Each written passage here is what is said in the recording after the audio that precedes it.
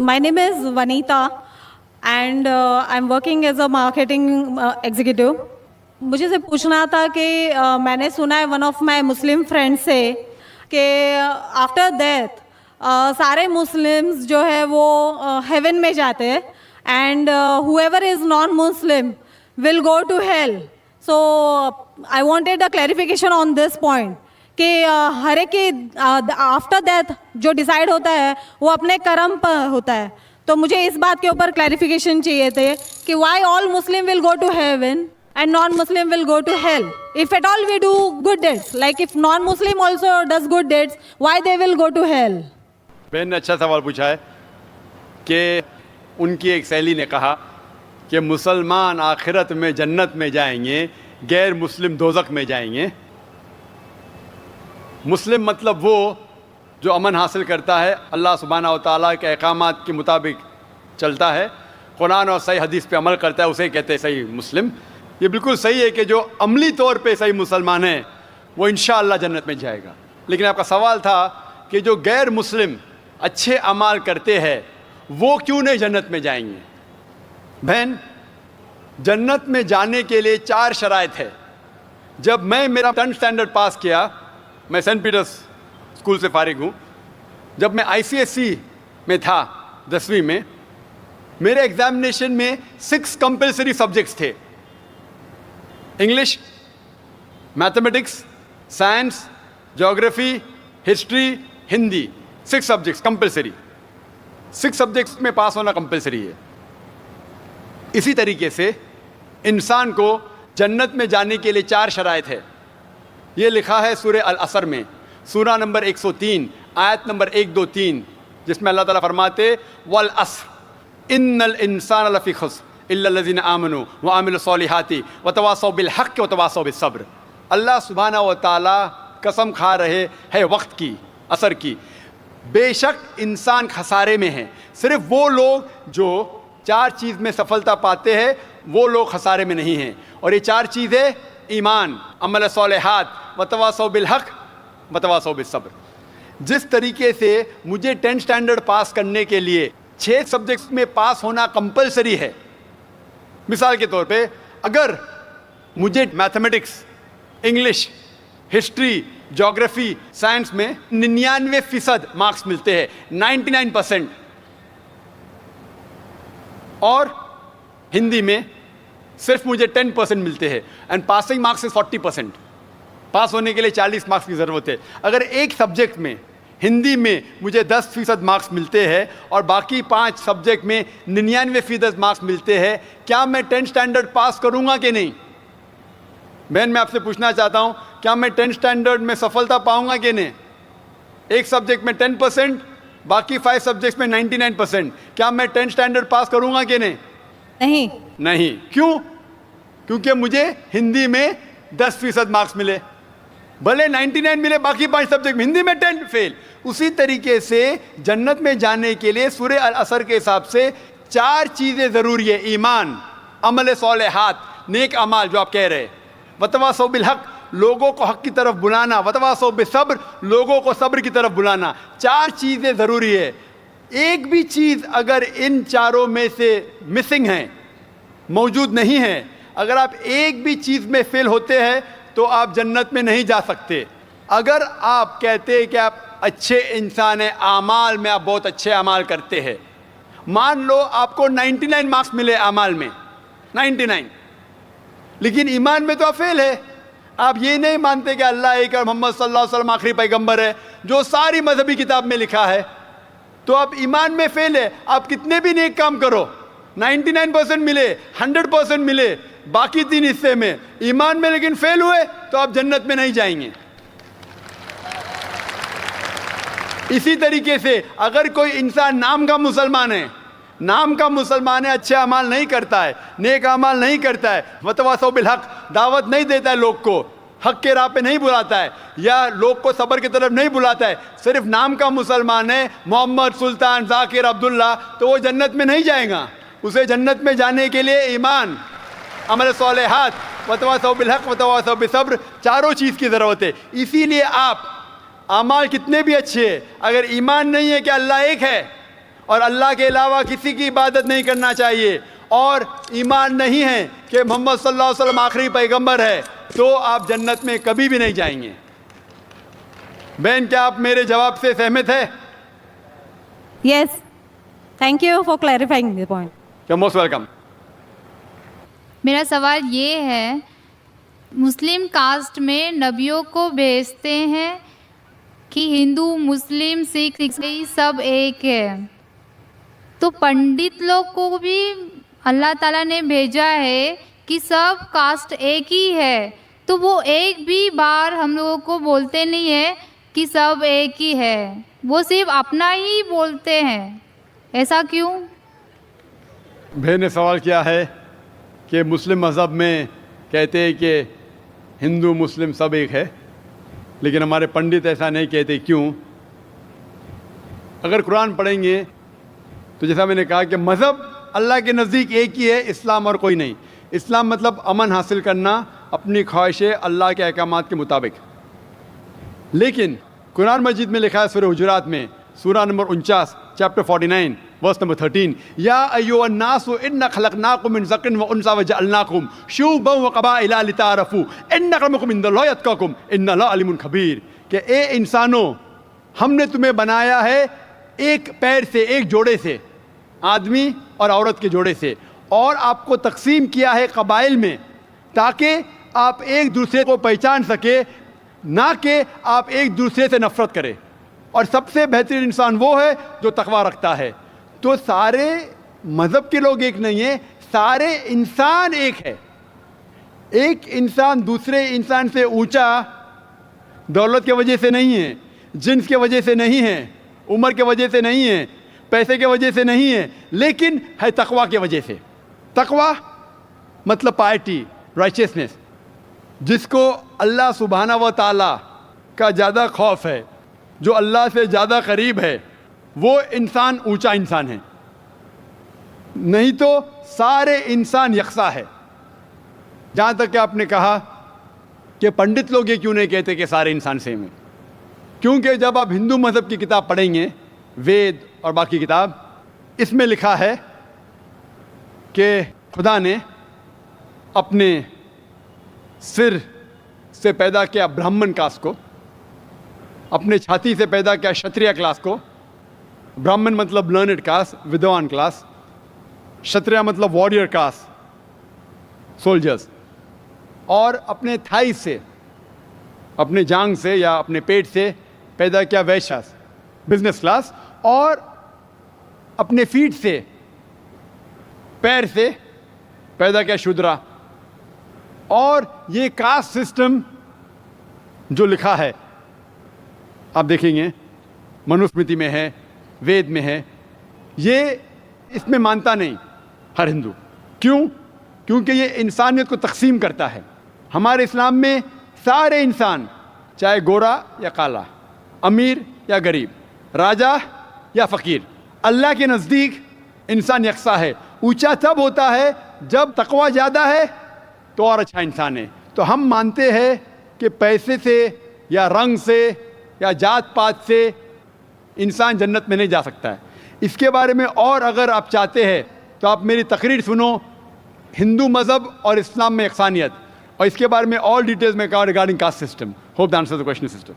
میرا سوال یہ تھا کہ اتنے سالوں سے جو ہمارے ریلیجیس بکس آئے ہمارے پاس اور ہم لوگ اسٹڈی نہیں کر پا رہے، جو آج آپ نے پروگرام لیا، جو وید گیتا میں سے بتائے ہمیں، آج میں نے ابھی پڑھنا شروع کیا ہے، مگر اتنے سالوں سے کوئی پڑھ رہا کیوں نہیں ہے؟ آپ اس کے اوپر کیا کہنا چاہیں گے؟ بھائی نے اچھا سوال کیا ہے کہ ہم غیر مسلم اپنی مذہبی کتاب پڑھتے ہی نہیں۔ میری تقریر سننے کے بعد بھائی صاحب نے شروع کیا پڑھنا، تو کیوں نہیں پڑھتے؟ کیونکہ اکثر دیگر مذاہب کے دھرم گرو وہ نہیں چاہتے کہ ان کے مذہب کے ماننے والے اپنی مذہبی کتاب پڑھے۔ کیوں؟ کیونکہ اگر آپ مذہبی کتاب پڑھیں گے تو یہ دیگر مذاہب کے دھرم گرو کی دکان کیسے چلیں گی؟ آپ سمجھے؟ تو اسی لیے جو قرآن میں لکھا ہے سب سے بہترین جس طریقے سے غیر مسلمان سے کوئی مسلم بات کر سکتا ہے وہ سورہ عمران، سورہ نمبر 3 آیت نمبر 64، تعالوا الی کلمۃ سواء بین بینکم، آؤ ہم اس بات کی طرف جو آپ اور ہم میں یکساں ہے. اسی لیے میں جب تقریر کرتا ہوں یکسانیت کے بارے میں کرتا ہوں. میں اختلافی تقریر بھی کر سکتا ہوں لیکن اس سے کوئی فائدہ نہیں. میں چاہتا ہوں کہ اب حق کی طرف آئے. اور انشاءاللہ میری اگلی تقریر جو اگلے سنیچر ہے وہ ہے کہ خدا کا تصور مختلف مذاہب میں، concept of God in the major world religions. لوگ دھرم گرو یہ نہیں چاہتے کہ ان کے دھرم کے ماننے والے اپنے دھرم کی کتاب پڑھے. اسی لیے میں کہتا ہوں کہ ہندو لوگ جو ہندو ہے، میں نے لاسٹ ٹائم کہا تھا آزاد میدان میں جب لیکچر ہوا تھا 2001 میں، تقریباً 7 سال پہلے، میں نے کہا تھا گورنمنٹ سے کہ گورنمنٹ سنسکرت پہ توجہ دینا چاہیے. ہندوؤں کو کہنا چاہیے سنسکرت پڑھو، اپنی مذہبی کتاب پڑھو تو آپ خدا کے اور قریب آئیں گے، خدا کے قریب اور آئیں گے، آپ اور ہم میں اور بھائی چارہ بڑھے گا. Hope this answer the question brother. Thank you sir. میرا نام مہیش مہتا ہے. کعبہ شریف بھی لوگ مطلب اس کو چومتے ہیں، ٹچ کرتے ہیں. بعد میں جو حجر اسود ہے تو حجر اسود کو بھی لوگ چومتے ہیں کہ آدم علیہ السلام کو خدا نے، اللہ نے اوپر دیا تھا جنت سے اور وہاں فکس کیا ہے، تو جائز ہے کہ نہیں ہے؟ بھائی صاحب مہیش بھائی ماشاءاللہ جب سے IRF قائم ہوا 1991 سے اس وقت سے ماشاءاللہ IRF میں آ رہے. اور اگر کوئی شخص، جب ہماری ویڈیو لائبریری شروع ہوئی تھی، اگر کوئی شخص جس نے سب سے زیادہ کیسٹ دیکھا ان چند سالوں میں وہ ہے مہیش بھائی ماشاءاللہ. آپ جو کہہ رہے تھے کہ حجر اسود کو لوگ چومتے، بے شک میں جانتا ہوں چومتے، تو کیا یہ صحیح ہے؟ لوگ کو غلط فہمی ہے کہ مسلمان حجر اسود کی عبادت کرتا ہے. کوئی بھی مسلمان حجر اسود کی عبادت نہیں کرتا. لوگ کو یہ غلط فہمی ہے کہ لوگ کعبہ کی عبادت کرتے ہیں، کیونکہ ہم مکہ جاتے ہیں، عمرہ میں، حج میں طواف کرتے ہیں، نماز پڑھتے اس کے طرف پڑھتے ہیں. تو یہ کیوں؟ اس کی وجہ ہے کہ کعبہ، حجر اسود ہمارے لیے قبلہ ہے. قبلہ میں ڈائریکشن. اگر ہمیں آج نماز پڑھنا ہے تو کوئی کہے گا پورب کی طرف دیکھ کے پڑھو، کوئی کہے گا پشچم، کوئی کہے گا نارتھ، کوئی کہے گا ساؤتھ، کوئی ایسٹ، کوئی ویسٹ، کس طرف دیکھے. تو یکسانیت کے لیے ہم سارے لوگ کعبہ کی طرف منہ کر کے نماز پڑھتے ہیں، فار کانگریگیشن، فار یونٹی. تو اگر ہم نارتھ میں رہ رہے تو ہم ساؤتھ کی طرف دیکھ کے نماز پڑھتے، ساؤتھ میں تو نارتھ کی طرف، ایسٹ میں تو ویسٹ میں، ویسٹ میں تو ایسٹ میں.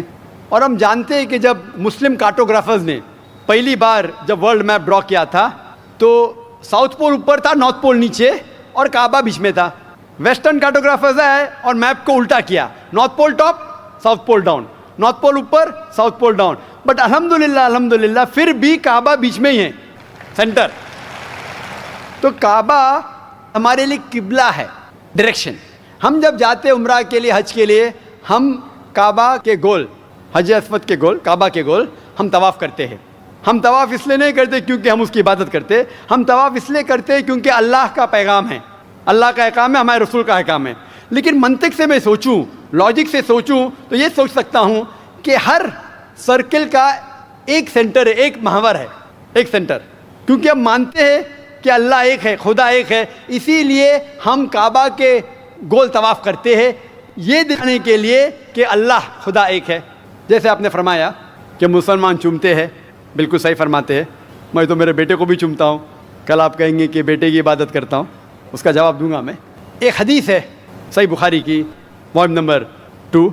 حضرت عمر رضی اللہ عنہ جو سیکنڈ خلیفہ تھے اسلام کے، وہ یہ حجر اسود کو دیکھ کے کہتے ہیں کہ یہ کالا پتھر نہ ہی میرے لیے کچھ اچھا کر سکتا ہے، نہ میرے لیے کچھ برا کام کر سکتا ہے، کیونکہ میرے آخری رسول محمد صلی اللہ علیہ وسلم سے چوما، اس لیے میں چوم رہا ہوں. It can neither benefit me, it can neither cause me harm.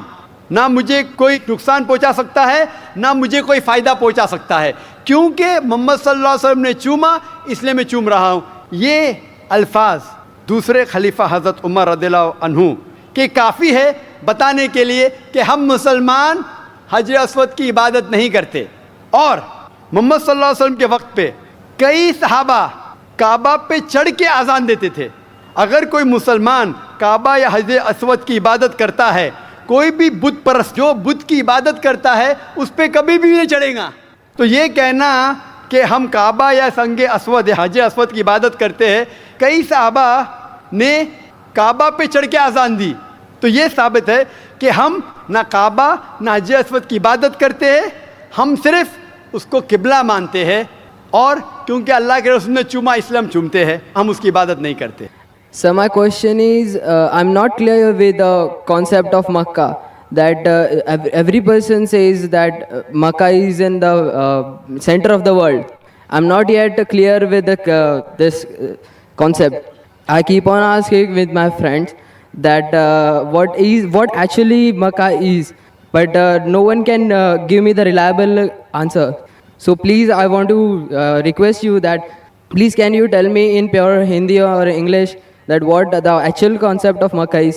بھائی صاحب کا سوال ہے کہ میں اب تک یہ نہیں جان سکا مکہ کیا ہے, میں یہ نہیں جان سکا کیوں کہتے ہیں کہ مکہ زمین کے سینٹر میں ہے, محور میں ہے, میں یہ نہیں جان سکا کہ مکہ کیا چیز ہے. بھائی صاحب, مکہ جس طریقے سے قرآن مجید میں ذکر آتا ہے سورہ ال عمران میں سورہ نمبر 3 آیت نمبر 96 میں کہ مکہ وہ جگہ ہے جو سب سے پہلے عبادت کے لیے بنائی گئی, سب سے پہلے عبادت کی جگہ بنائی گئی وہ ہے مکہ. اور قرآن مجید میں لکھا ہے سورہ اسراء میں چیپٹر نمبر 17 آیت نمبر 1 میں کہ اس کے ارد گرد امن ہے, اور مکہ کو کہا گیا ہے دارالامن. اور جہاں تک کہ سینٹر کا سوال ہے, آپ جب ورلڈ میپ دیکھیں گے, آپ اسکول میں پڑھے ہوں گے ورلڈ میپ آپ کھولیں گے تو آپ دیکھیں گے کہ نارتھ پول اوپر ہے, ساؤتھ پول نیچے ہے, ویسٹ کی طرف ہے امریکہ, ایسٹ کی طرف آپ دیکھیں گے جاپان, سعودی عربیہ جو ہے سینٹر میں, اور مکہ جو ہے, جو سٹی مکہ ہے وہ ڈاٹ آپ دیکھیں گے اوپر اور نیچے بھی سینٹر میں, لیفٹ اینڈ رائٹ میں بھی سینٹر میں. تو اسی لیے ورلڈ میپ آپ دیکھیں گے تو مکہ از ان دا سینٹر, مطلب محور ہے. تو that is one of the meanings. But real ہے کیا وہ دارالامن ہے, اور وہ امن کی جگہ ہے, اور وہ پہلی عبادت کے لیے جگہ بنائی گئی. اللہ سبحانہ و تعالیٰ فرماتے قرآن مجید میں, I see the people means like the bhakt of Allah, they pierce their body and their they do rally out on the road. What is it actually? بھائی صاحب نے سوال کیا کہ ہم دیکھتے ہیں کہ مسلمان لوگ اپنے جسم کو مارتے ہیں اور خون کرتے ہیں, کیا ہے؟ قرآن مجید میں کہا بھی نہیں لکھا ہے کہ مسلمان شوڈ پیئرس دے باڈی. قرآن مجید میں کہا نہیں لکھا ہے کہ اپنے جسم کو مارنا چاہیے. جہاں تک کہ صحیح حدیث ہے, صحیح حدیث میں اللہ کے فرماتے ہیں اگر انتقال ہوتا ہے آپ کے گھر والے کا یا کوئی نقصان ہوتا ہے, میکسیمم آپ 3 دن تک سوگ بنا سکتے ہیں, 3 دن سے زیادہ نہیں, کیونکہ کسی کا بھی انتقال ہوتا ہے وہ اللہ کی طرف سے ہے. تو انتقال ہونے کے بعد بھی, موت کے بعد بھی اگر آپ کو سوگ منانا ہے, اگر آپ کو you want to well and کرائے, میکسیمم 3 days. تو یہ قرآن اور حدیث کے مطابق نہیں ہے, اور کوئی بھی کرتا ہے تو قرآن کے خلاف کرتا ہے. Hope the answers the question. My name is Vijay Lakshmi and I'm working with the shipping company as a fleet personal executive. And see, about 2 months before, I just felt like I should read Quran, I should know more about Islam. And so I just felt like asked one of my friend who was there in the train, whom I didn't knew, ki what's Quran? So she told me, okay, fine, this is what it is. I read about it and I really loved reading it. And then once upon, like I read all about Muhammad sallallahu alaihi wasallam and the sunnatis and all, the ways of life and everything. And I found it to be so beautiful. Like it taught me how to live, you know, which the life I never led before. It was like so beautiful and I couldn't explain, I can't explain now too, like how I feel coming into Islam and knowing about Allah. And like today I have surrendered myself to the laws of Islam and Muhammad, but I can't. But the problem is that I can't tell my parents, nor my relatives, nor my brother, like what is Allah. I want to tell them, ki what is Allah. Like you just ask one thing. Like today I asked, I wanted to be over here and listen to your bayan. And I just thought, oh, I could be there with you and to listen to your bayan. And see, today evening all alone, I'm over here to listen to you. The faith, you know, the confidence, the faith in whatever I asked, like, no, I want this. And I do get that. But that faith, that love, that affection, I had never seen in all these years in my life. But now I feel that it's like I can't explain in which world I have come into now. But the same way, I want to explain my parents what Islam is. but they're not ready to accept ki what it is. How am I supposed to make them explain who's Allah? What is Allah? Sister asked a very good question. बहन ने सवाल किया है कि वो चाहती थी. Will I understand Urdu? Is it fine? Can you understand Urdu, Hindi, or do you want me to reply in English? No, I can understand Hindi and Urdu as well. Fine. But you're like me. My English is more powerful than my Urdu, Hindi.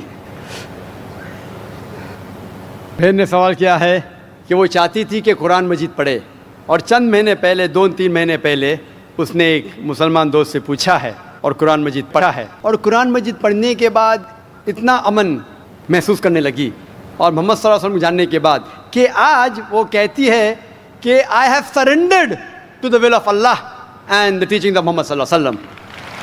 वैसे वो खुशी से खुद जो अल्लाह के अहकामात है और मोहम्मद सल्लल्लाहु अलैहि वसल्लम के पैगामात है उनके ऊपर अमल करने की ख्वाहिश है और सरेंडर कर चुकी है अल्हम्दुलिल्लाह, जो एक सच्चा मुसलमान करता है।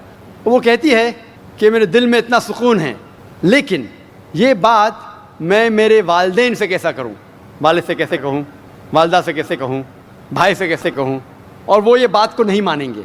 किस तरीके से मैं उन्हें अल्लाह सुब्हाना व तआला के बारे में कहूं। बहन, आज जो मेरी तकरीर थी मोहम्मद सल्लल्लाहु अलैहि वसल्लम का ज़िक्र मुख्तलिफ़ मज़हबी किताबों में, तो जो आज आपने यहाँ सुना वो आज जाके कहो अपनी वालदा से, अपने भाई से कि मैंने तकरीर सुनी। एक शख्स जो अपने आप को ज़ाकिर कहता है, वो कहता है कि मोहम्मद सल्लल्लाहु अलैहि वसल्लम हिंदू मज़हब की किताब में भी है और हिंदू मज़हबी किताब के हिसाब से वो आखिरी पैगंबर है। वो मोहम्मद सल्लल्लाहु अलैहि वसल्लम लोग जिसे कहते हैं वो सही इंसान नहीं, क्योंकि मैं जानता हूँ कि गैर मुसलमानों को मोहम्मद सल्लल्लाहु अलैहि वसल्लम के बारे में गलत फहमी है, और जो कुछ मैंने इस तकरीर में बयान किया, जो भी आप याद रख सके वो आप अपने वालिदैन और अपने भाई से फरमाएं। जहाँ तक कि अल्लाह का ताल्लुक़ है कि अल्लाह के बारे में किस तरीके से मैं मेरे वालिदैन को कहूँ, अगले शनिचर जैसे मैंने कहा 22 तारीख को मेरी तकरीर है खुदा का तसव्वुर मुख्तलिफ़ मज़हब में, concept of God in various world religions, और इसमें इंशाअल्लाह जिस तरीके से आज मैंने साबित किया मोहम्मद सल्लल्लाहु अलैहि वसल्लम आखिरी पैगंबर है मुख्तलिफ़ मज़हबी किताबों से, उस दिन एक हफ़्ते बाद इंशाअल्लाह मैं ये साबित करूँगा कि हर मज़हब में ज़रूरी है कि एक ही ईश्वर है, एक ही खुदा है, एक ही अल्लाह है, और इस ईश्वर की कोई प्रतिमा नहीं है, ना कोई बुत है, और सिर्फ़ हमें इसकी इबादत करना चाहिए। तो ये दोनों तकरीर सुनने के बाद जो दोनों मेन पिलर्स है, मेन रुकन हैं, इस्लाम के मेन रुकन है जो कलमा भी है कि मानो कि एक खुदा है और उसके अलावा किसी की इबादत नहीं करना चाहिए, और मोहम्मद सल्लल्लाहु अलैहि वसल्लम उसके आखिरी पैगंबर और बंदे हैं। ये ज़रूरी है मानने के लिए, कोई इंसान को मुस्लिम बनने के लिए। मेरा ये कहना है कि जब भी आप अपने घर वालों से बात करते हैं तो यकसानियत की बात करो, इख्तिलाफी बात मत करो। ये मत कहो कि इसमें ये गलत लिखा है, ये मजहबी किताब में हिंदू में ये गलत है, ये मत कीजिए। अल्लाह ताला फरमाते हैं सूरह अल इमरान में सूरह 3 आयत नंबर 64 में, तालौ इला कलमतिन सवाइम बैनना बैनकुम, आओ हम उस बात की तरफ जो आप और हम में यकसा है। सबसे पहली बात अल्लाह नाबुदा इल्लल्लाह, कि हम सिर्फ एक अल्लाह सुब्हाना व तआला की इबादत करते हैं। लेकिन जब आप इस्लाम कबूल किए और इस्लाम पे अमल करना शुरू किए, आपको यह एहसास दिलाना होगा अपने घर वालों को कि आप एक और बेहतरीन इंसान हैं। आप जो पहले थे वो दूसरे इंसान हैं, और आज जो है वो और दूसरे इंसान हैं। आपको अपनी वालदा से और मोहब्बत करना चाहिए। मोहम्मद सल्लल्लाहु अलैहि वसल्लम फरमाते कि वालदा के पैर के नीचे जन्नत है, मुस्नद अहमद की सही हदीस है। तो आपको यह एहसास दिलाना होगा कि आप अपनी वालदा से और मोहब्बत करते हैं, आप आपके वालिद से और मोहब्बत करते हैं। जो आप उनकी बात पहले नहीं मानते थे, आज मानना शुरू करो। सिर्फ़ वो चीज़ें जो कुरान और हदीस के ख़िलाफ़ है, अल्लाह के अहकामात और मोहम्मद सल्लल्लाहु अलैहि वसल्लम के पैगामात के ख़िलाफ़ है, वो चीज़ छोड़ के सब बातें मानो। तो उन्हें एहसास होगा कि आप उनसे और मोहब्बत करते, और आस्ते आस्ते प्यार से जो यकसानियत है उनको बयान करो। वक्त हो सकता है आपको कुछ दिन लगे, कुछ हफ्ते लगे, कुछ साल लगे। आपका काम है ज़िक्र करना, जैसा मेरा काम है ज़िक्र करना। हिदायत देता अल्लाह सुब्हानहू व तआला, हिदायत तो अल्लाह देता है, हम सिर्फ ज़िक्र करते। इसी तरीके से आप दावत दीजिए आपके घर वालों को, और बाद में अल्लाह पे छोड़िए। मेरा सवाल आपसे ये है कि मुझे कई दोस्त मिले जिनमें से कुछ सिया है और कुछ सुन्नी। जैसे आपने कुछ देर पहले बताया कि जो इंसान मानता है कि अल्लाह एक है اور محمد علیہ السلام آخری پیغمبر ہیں تو میں مانتا ہوں اس بات کو. تو اگر میں یہ کہوں کہ میں مسلمان ہوں تو یہ جھوٹ نہیں ہے. لیکن مسلمان بننے کے بعد ایک نماز پڑھنا بہت ضروری ہوتا ہے اور کچھ طریقے ہیں جو دونوں ہی دوستوں نے مجھے بتائے, لیکن ان کے طریقے الگ الگ ہیں. تو مجھے یہ سمجھ میں نہیں آیا کہ کس کا طریقہ میں اپناؤں, کیونکہ دونوں ہی اپنے طریقوں کو صحیح سمجھیں. بھائی صاحب نے سوال کیا کہ اگر اللہ ایک ہے اس میں ماننا ہے اور محمد صلی اللہ علیہ وسلم پیغمبر ہے تو میں مانتا ہوں, تو اس طریقے سے مسلمان ہوں میں. لیکن میرے دو دوست, ایک شیعہ ایک سنی, اور مسلمان بننے کے لیے نماز پڑھنا ضروری ہے, تو کس طریقے سے نماز پڑھوں؟ بھائی صاحب آپ کہتے ہیں کہ اللہ ایک ہے, آپ مانتے ہیں کہ اللہ کے پیغمبر محمد صلی اللہ علیہ وسلم آخری پیغمبر ہے, تو آپ نے کہا کہ کس طریقے سے نماز پڑھوں. یہ شیعہ سنی جو آپ نے پوچھا, آپ جب قرآن پڑھیں گے, قرآن میں نہ شیعہ ہے نہ سنی ہیں, قرآن میں نہ شیعہ ہے نہ سنی ہیں. قرآن شریف میں کہا گیا ہے سورہ عمران میں سورہ نمبر 3 آیت نمبر 103 میں وَاعْتَصِمُوا بِحَبْلِ اللَّهِ جَمِيعًا وَلَا تَفَرَّقُوا, کہ آپ آپس میں اکٹھا ہو کے اللہ کی رسی کو مضبوطی سے پکڑو. اللہ کی رسی ہے قرآن اور صحیح حدیث. تو آپ دیکھیں قرآن میں کیا لکھا ہے اور اللہ کے رسول کے صحیح حدیث میں کیا لکھا ہے. تو جو بھی آپ سے کچھ کہتا ہے اگر قرآن اور صحیح حدیث کے مطابق ہے آپ اس کی بات مانو.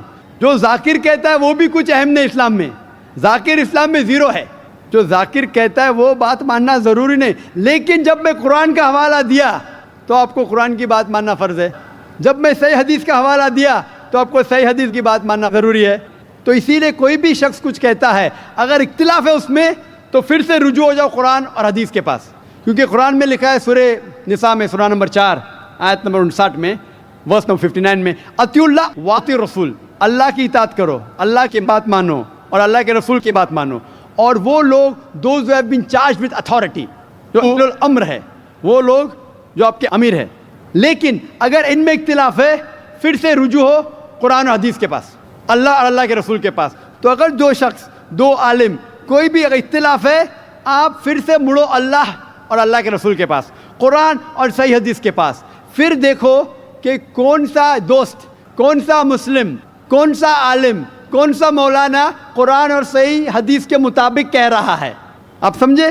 تو اس سے پتہ چلے گا کہ کیا صحیح ہے. آپ بولتے ہیں کہ نماز پڑھنے کے طریقے میں اختلاف ہے, شروع میں کم از کم جو یکساں ہے وہ تو شروع کرو. اختلاف بہت تھوڑا ہے, نماز کے طریقے میں اختلاف بہت تھوڑا ہے, جو یکساں ہے وہ تو شروع کرو. اگر آپ مسلمان بننا چاہتے ہیں تو اتنا وقت کیوں لے رہے؟ خالی نام کے مسلمان ہونا ضروری نہیں ہے, وہ کوئی فائدہ نہیں. عملی طور پہ مانو کہ اللہ ہے کہ اس کی عبادت کرو اور آخری رسول محمد صلی اللہ علیہ وسلم پہ ایمان لاؤ, اور اس کے بعد پھر تحقیق کرو آپ کے دو دوست لوگ جو بول رہے قرآن سے کون میچ کرتا ہے, صحیح حدیث سے کون میچ کرتا ہے. کیونکہ اللہ کے رسول فرماتے, صحیح بخاری کی حدیث ہے, اس طریقے سے نماز پڑھو جس طریقے سے آپ نے مجھے دیکھا. تو جو صحیح حدیث سے ثابت ہے, قرآن اور صحیح حدیث سے, اس طریقے سے نماز پڑھو. لیکن اگر 19-20 فرق ہے, کم از کم جو یکساں ہے وہ تو شروع کرو, اختلافی باتوں پہ تحقیق کرو, انشاءاللہ پتہ لگ جائیں گا آپ کو کیا صحیح ہے. تو انشاءاللہ ابھی آپ صرف نام کے مسلمان مت نہ ہو, عملی طور کے اوپر مانو کہ اللہ ہے کہ اور اللہ کے رسول محمد صلی اللہ علیہ وسلم آخری پیغمبر ہے. Hope dance